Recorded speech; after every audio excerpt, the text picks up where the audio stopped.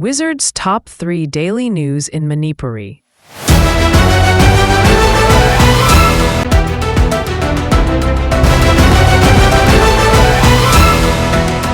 Relief camp ta pangthok ko medical camp ta khemchan saruk yakri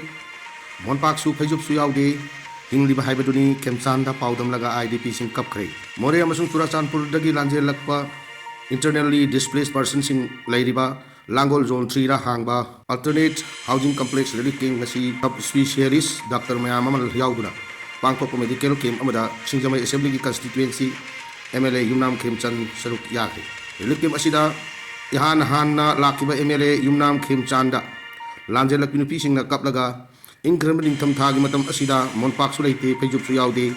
Hindabaya Dabagi Hingbani Haina Wan Lip Liverpoolsi Mahing Matanda Paudanki Nupi Sing Mamiti Mapi Taraga Kapadu Khemchanda Temjin Kemasung Pangbe Abamating Pangani Haina Taja Piki Lanjela Matam Asuk Wirabasi Mapamadu Ngasi Power MLA Amatalaki Diamasung Makoina Liverpool Simarel Adugi Matanga Wapam Amapawa Pondorak Balaki Haina Pen the Wapam Sing Pondorak Pada Why came San Haki Mayampum Yariba Makai Yum Mayumda Hanjin Hanna Honari Yumda Hanjila Basu Mapung Pana Furup Ani Marta Chatok Sachin Yana Dabalay Basi Hana Kokan Bachangi Isa Yumda Hanjila Basu Security Dumak Nak the Laiba Habasinunga Gabanati Maramaduna Isuasiki Matanga Kuki MLA Sing the Sukanaki Balakre Atuba Matamda Yumda Hanjin Bayabagi Pibam Amalak Labayai Kuki Maitai IDP Sing Sap Manana Masamasaki Mayumda Hanjining Mangatani Kuki Pruki IDP Sing Handaka Unrubada Makoisu Yumda Hanjining Bagapam Fondoraki Kuki Relief came to Changu Bamatamda BJP Oibatongan Tongan Pruki legislature Sing Kut Samnaduna Hiram Asigamari Lainana National Leader Singa Kanare Mapung Pana in Tapapibam Hanjil Hanaba Honabada Kwaidaki Hen Bamaru Uribasi Nakal Aniwari Sanabani Haiki IDP Sing na MLA Khemchanbu Tongan Bawat Apa Sing Matang the Wakat Kibagalona Yariba Makai Atu Matam Masagi Manda Hanjil Hanaba Orang Lokat Piu Haina Fundoki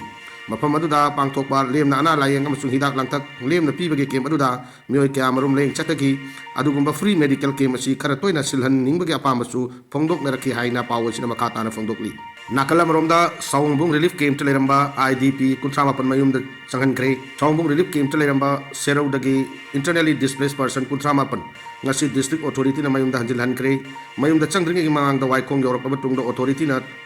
Tinbangam Leroy Herpagi Achoba Irang Matoke Toram Lavani Pausin Makatana High IDP Sing Adu Sugunu Pawadi Changbayagani Aduga Manung Hanjin Mopam Sing the Changbungai Kiroi Haiduna Waikong Europe authority na Herpadagi IDP Sing Sawa Horaki Nakalani Marata Yam Nakana Mukna Rabamatung the authority Mopam Adu Changbaya Pirapadagi Makoi Mayum the Hanjil Hankibani Haina Pawasina Hairi Manipur government ki tribal employees in America official Oiba certificate recognized Taudaba Mayamama Tenere Manipur government department sing the Tawak Tauriba tribal employees in America Makoi the Pariba scheduled tribe ki certificate sing Adu state Asigi official scheduled tribe lista Chandaba Mayamama Tenere Haina right to information RTI Eki Kutanga Kangmungam Lehari state Asigi Department of Personnel and Administrative Reforms na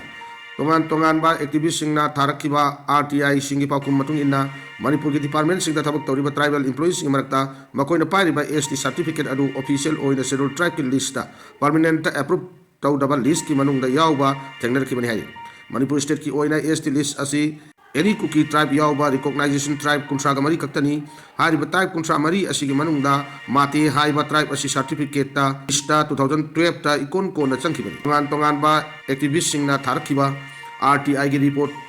Department of Personnel Singna Matam Chana Amadi Marik Chumna reply sing Piduna Lakibani Aduga Department Asina Manipur government ki tribal employees singi marakta bona fide scheduled tribe list yaw dabasing yaw bra haina hanglakpada adugumba laiti haina mamangda pikib laikre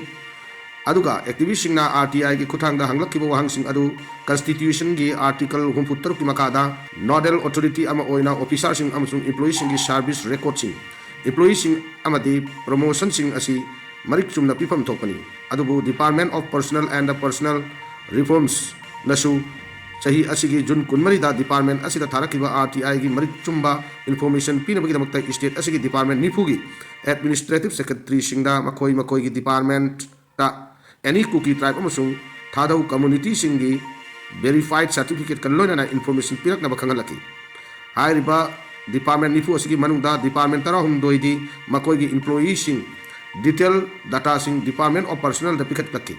masigi manung da sahi asigi August 19 da Water Resource Department asida any cookie tribe employee manga 2003 da recruit tauki haina pa kumpiraki aduga department asida 2003 dagi hauna thadau community dagi employee tranga appoint tawduna laki haina su pa kumpiraki adum tawna department singda scheduled tribe employee singi status matang pi bahoraki amaramda RTI activist ayamana kangling dibadi any cookie tribe haiba ST asi parliament na recognize tawribra natraga tawdabra haibasini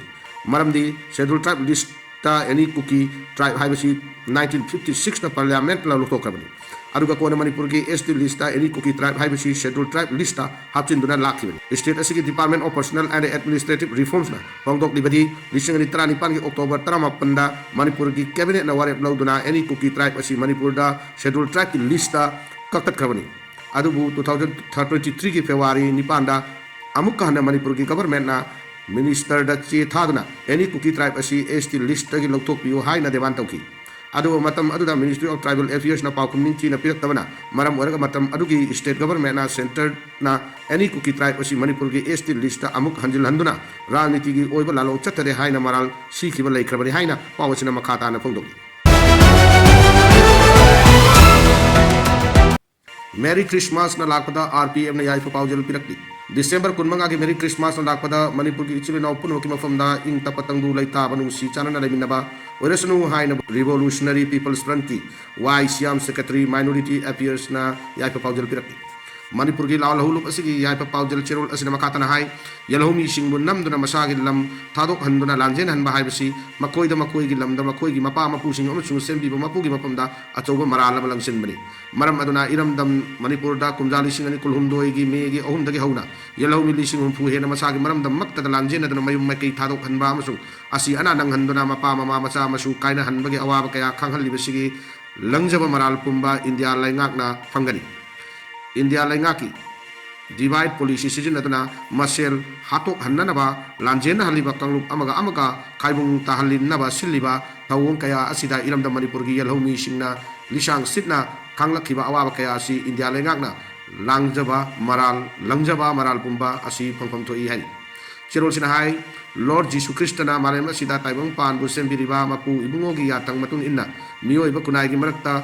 mi oina poktuna mi oiba kunai bo achum lambi da lamjing nabagi damakta achum aran gi lambi takpiri Jesu Christ gi maru oiba paujel di malem sida in tapatu si chana na hingmin na ba haibisini nung si daba akiba thoichat wachat na ba minamba aran ba yaude maram aduna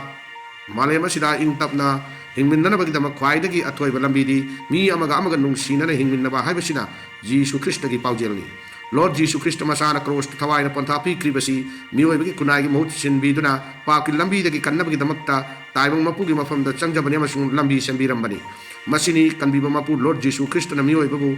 kaya gi matik nungsi haibadu mahaki gapi haiba amadi tawdal haibagi matikpu tung inno na lamdam asida kundamina ribi chilina upum namakna makoi masel gi marakta soi ki lan ki basing ngakna duna nungsi chana na hingmin na haibasi Jesus Christ ki apam bani haina chirol asina makhata na supongdokdi